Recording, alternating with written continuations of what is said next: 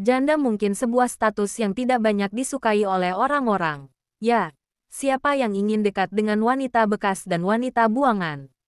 Aku sering mendengar dari orang-orang di sekitarku jika seorang janda akan dikucilkan dan mungkin akan mendapat cemoohan dari orang-orang di sekitar yang pemikirannya masih jadul.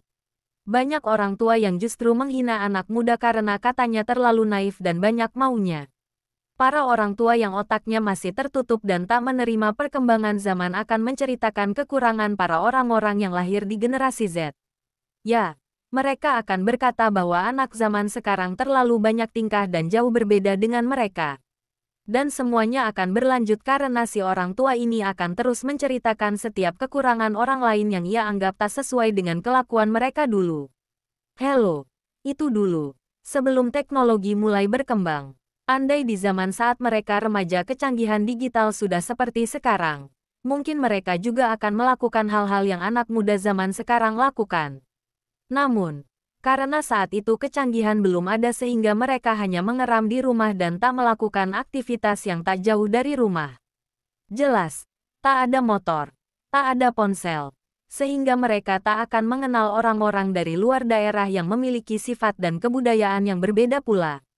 Terkadang jika aku keluar dari kontrakanku ada saja orang yang penasaran dengan kehidupanku.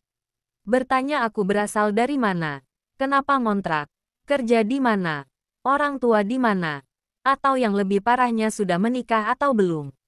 Heran sama masyarakat Indonesia yang terlalu ingin tahu masalah orang lain terlebih itu adalah masalah privasi. Risih sudah pasti, tetapi aku berusaha untuk bersikap biasa saja karena masih menyimpan adab kesopanan. Woira, melamun terus. Ingat utang ya, Neng. Nina mengagetkanku. Aku tengah berada di perpustakaan daerah yang ternyata cukup sepi. Hus, nggak boleh ribut. Aku menempelkan jari telunjuk kanan di bibir, sedangkan jari telunjuk kiri mengarah ke peringatan yang tertempel di dinding, yang bertuliskan tidak boleh membuat keributan. Tidak banyak orang di sini. Ia berlalu meninggalkanku dan berjalan ke rak yang berada di pojok ruangan. Sudah pasti rak kumpulan komik. Apa sekarang minat pembaca buku fisik sudah menipis dan terkalahkan oleh buku online? Namun, sepertinya memang masyarakat Indonesia kurang berminat membaca. Terbukti, menurut informasi yang pernah kubaca di salah satu artikel dan surat kabar, bahwa negara Indonesia adalah negara urutan kedua terbawah soal literasi dunia.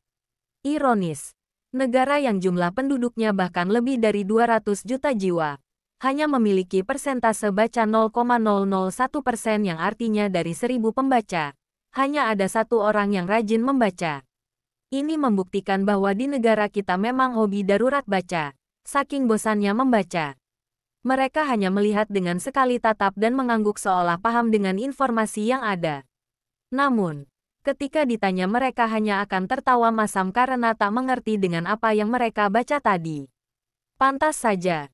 Banyak orang yang katanya sudah membaca peraturan yang tertulis, tetapi akan kembali bertanya pada orang-orang di sekitarnya dengan alasan kurang mengerti. Namun sangat jomplang menurutku, sebab di negara ini dunia literasi sangat kurang, tetapi banyak orang yang cerewet di media sosial. Mereka akan menyukai membaca informasi yang bisa menimbulkan kontroversi ataukah sesuatu yang sedang viral. Jadi, apa yang salah dengan literasi Indonesia?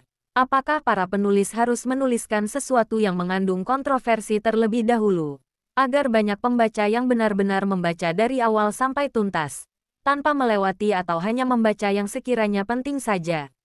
Atau haruskah para penulis menulis cerita berlendir yang menarik buat mereka?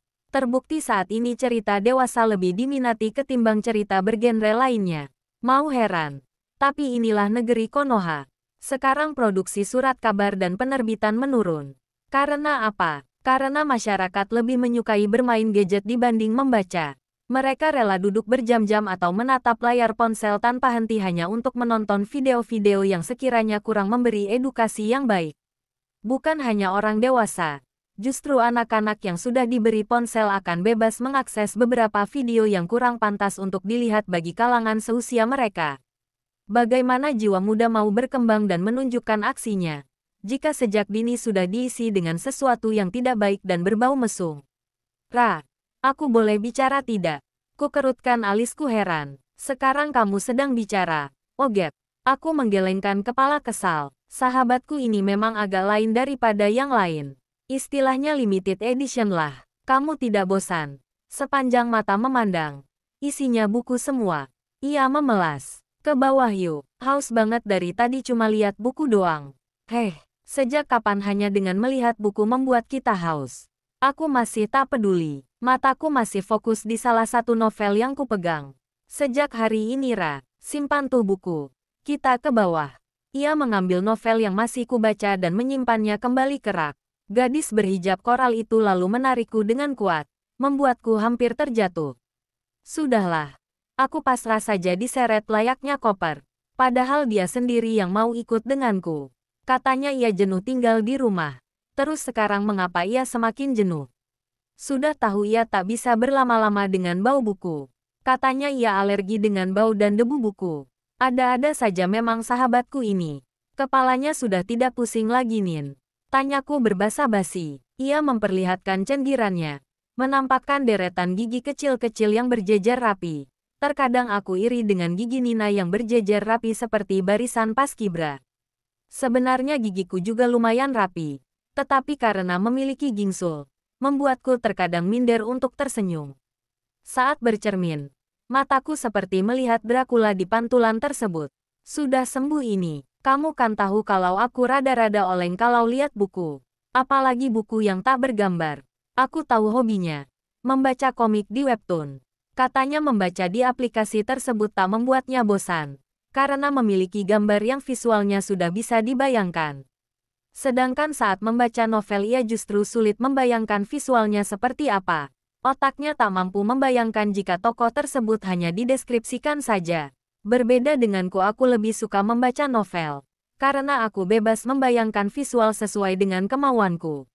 Jadi bagaimana kencan buta Munin? Sukses pasti. Aku bertanya hal random. Raut wajah Nina seketika berubah masam. Kamu minum jus jeruk atau jus lemon sih? Kok kecut banget tuh muka? Jangan ngadi-ngadi. Udah. Aku tobat ikut-ikutan kencan buta. Bagaimana bisa ayah memperkenalkanku dengan lelaki seperti dirinya? Nina bergidik. Bisa-bisanya dia nanya ke aku sesuatu hal yang sangat tak masuk akal. Aku hampir saja menyiramnya dengan kuah mafotopu. Akan tetapi, sayang rasanya. Jika makanan itu tumpah ke tubuhnya, mending aku masukin ke mulut saja. Memangnya dia bilang apa? Dia ngajak ke klub. Katanya gini, Nin. Kalau aku ke klub kamu ikut ya?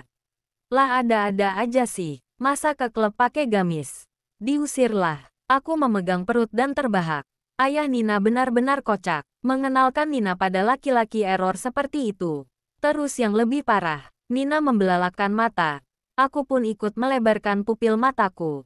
Dia nanya, aku perawan atau tidak? Bangke tuh orang. Aku tak sengaja mengumpat. Nina mendengus kesal saat kembali menceritakan semua adegan yang terjadi antara dirinya dan lelaki yang bernama Rafki. Aku jelas membekap mulut agar suaraku tak menggelegar dan akan mengganggu pengunjung yang lain. Sampai rumah aku ngamuk. Ayah justru tertawa dan Bang Dion mulai mengejekku. Padahal, gara-gara mereka berdua sehingga aku mendapat kesialan seperti ini. Nina menyandarkan punggungnya ke sandaran kursi dengan keras. Sudah jelas bahwa ia tersulut emosi. Meski katanya sudah hijrah, tetapi terkadang ia hilaf dan berkata kasar. Tobat deh ikutan kencan buta lagi. Kayak nggak laku saja, kan memang nggak laku Nin.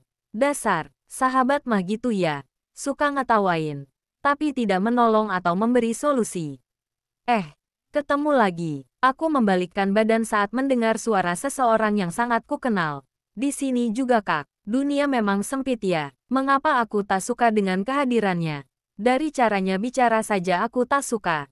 Seperti sedang mengejekku. Mau makan juga. Kulayangkan pertanyaan yang sebenarnya tak perlu lagi. Dia masuk ke sini. Berarti ia akan makan sesuatu. Tadinya aku lapar. Tetapi seketika hilang nafsu. Ia mendengus. Aku jelas tak suka itu. Ia seolah mengatakan bahwa akulah penyebab nafsu makannya hilang. Dia siapa sih? Bocil kok tak punya sopan santun? Bisik Nina di dekat telingaku. Aku tak menanggapinya. Kenapa hilang nafsu? Tiba-tiba banget ya. Aku memancing. Ya, karena di sini ada janda. Memangnya kenapa kalau ada janda?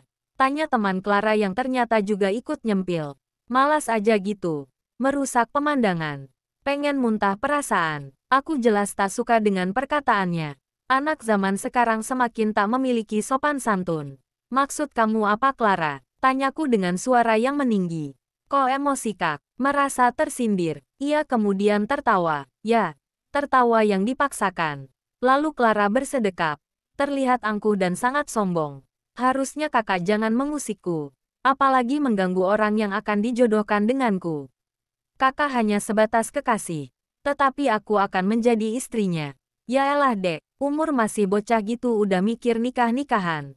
Aku saja yang sudah lewat 1/4 abad masih belum nikah. Kini Nina mulai mengeluarkan argumen. Itu karena kakak nggak ada yang suka. Hati-hati deh takutnya jomblo sampai tua. Perawan tua nantinya. Sekilas kulirik Nina. Matanya sudah melotot. Karena dihina oleh anak kecil. Anak kecil zaman sekarang kenapa nggak berpendidikan sih? Heran. Tolong tuh kasih tahu temannya. Kalau cari cowok yang setara sama dia. Masa janda pen yang perjaka? Nggak adil dong. Terus yang pantas siapa? Kamu. Memangnya kamu masih suci gitu? Belum tersentuh sama sekali. Ya kan lucu kalau nikahin gadis rasa janda. Aku tak mau kalah. Clara emosi. Wajahnya berubah menjadi merah padam. Cari tempat lain aja Clara. Teman sebayanya menarik tangan Clara. Dan gadis itu menghempaskan dengan kuat. Mungkin sekarang kamu menang. Tetapi ayahku tak akan diam saja karena aku dihina olehmu. Ya pakai bekingan. Ups cupu. Nina mengejek. Membuat Clara semakin kesal. Ia menghentakkan kedua kakinya lalu pergi. Aku kembali duduk. Menarik napas. Lalu membuangnya secara perlahan melalui mulut. Dia siapa sih? Nyolot banget jadi bocah. Dia Clara. Bocah yang akan dijodohkan dengan Rio. What the fuck? Nina menutup mulutnya. Ia pasti akan beralasan hilaf karena mengumpat.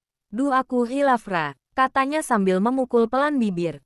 Kemarin aku ikut ke acara ulang tahun ayahnya Rio dan kami bertemu di sana.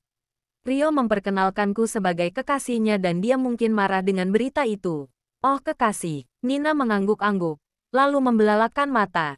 Apa, kalian pacaran? Kukibaskan kedua tangan. Tidak, kami tidak menjalin sebuah hubungan. Hanya saja Rio meminta tolong agar ayahnya tak menjodohkan dengan bocah SMA yang tahun depan. Baru berusia 18 tahun. Nina terbatuk-batuk. Ya ampun ayahnya Rio sepertinya putus asa. Sampai-sampai nyariin anaknya calon istri bocah kayak dia. Rio tuh bilang gini. Aku menikah cari istri bukan cari anak. Seriusan, pantes si bocah itu kesal.